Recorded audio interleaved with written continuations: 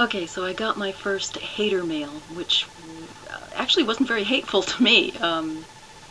Snarky young man. I am assuming it's a man. Interesting. Yeah, I do. I'll read you the message. It's kind of intriguing. If I can see it. Okay, so this person says, and this is about my video about my dad getting ripped off, one of the ones. Anyway, he says, what the hell? Are you a woman or a man? And are you like 40 and live with your dad still? Jesus, get a life. You know what I said to this guy? I really thought this was kind of amusing. It didn't hurt my feelings at all because, you know, I'm not 40. So I wrote to him, no, sweetie, I'm 53.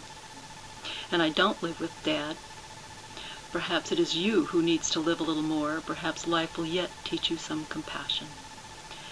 Haven't heard anything back, don't expect to, but I was wondering if I would get an avalanche of more hate mail from this person or from his hater buddies. Anyway, the sort of thing that I would have said when I was a youngster too. Only I wouldn't have said it, I would have thought it, certainly. And had I the facility to write it or type it in, I might have done that. It's so much easier to say those things when you're not looking somebody in the face and you're not realizing that this person could be, well, basically in this case, I could be the guy's grandmother, right? I could definitely be the guy's grandmother or mother. I'm still assuming it's a guy. Maybe it's a girl. Who knows? Who cares? Mostly it's guys that seem to worry about whether you're a woman or a man. I'm not kidding. To me, the polarization of sexual attributes relates to insecurity. You know, the guys that walk around and they have to prove their masculinity, and they have to prove their masculinity with each and every step.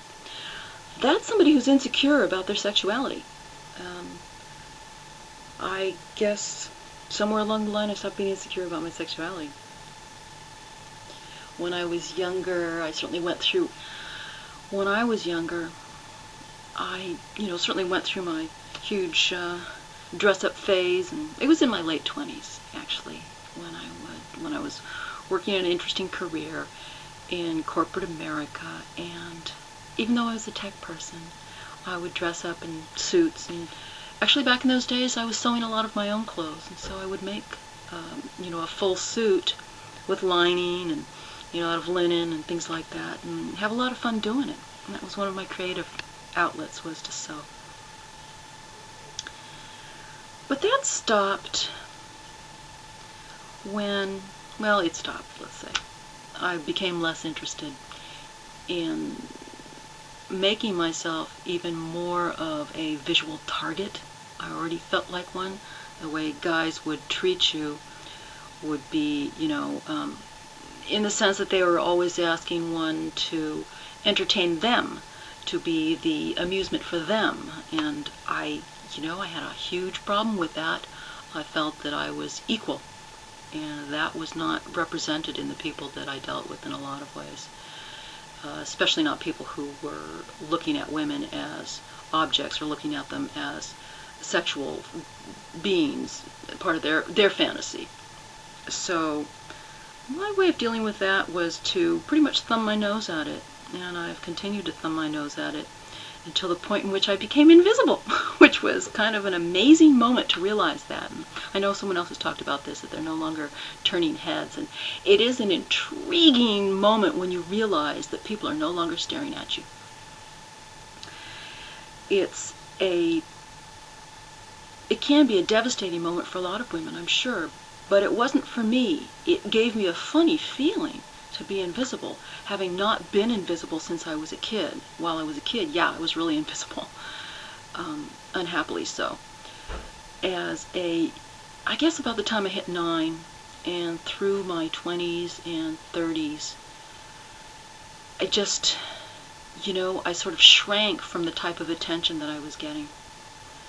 And I really feel for people who have more difficulty with it than those who revel in it, like someone like Little Loca, who revels in her beauty.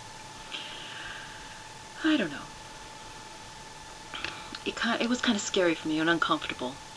When you're out on the street and you, it just is really uncomfortable to have people staring at you and doing the hey baby thing, and you're trying to have if you try to have a conversation with somebody, it just a normal conversation, and then all of a sudden you realize it's a come on from them. It's like, it used to really hurt my feelings, to tell you the truth, and I wasn't very nice about it. The guys that would, I was one of those people that would, if somebody called me up on the telephone and I hadn't given them my phone number and said, please call me, I would be really, really brusque with them and ask them how they got my number and what do they think they were doing, calling me up without an invitation to do so. Not a very nice thing to do. So I'm sure I deserve everything I got, and I did get plenty, so don't you worry about it. I got my feelings hurt way big time, many times, and I have spent quite a bit of time not being in relationships. And do I need to get a life? You bet I do. But here I am trying to get a life, and I'm obviously not very successful at it, but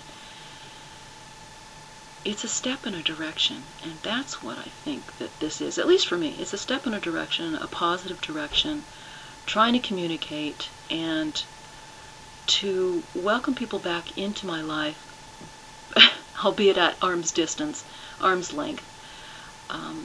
Still, it's a way of reaching out and opening myself, and that seems like a small thing, and yet in some people's lives it is not at all small. So here I am, reaching out. Whatever comes my way, comes my way.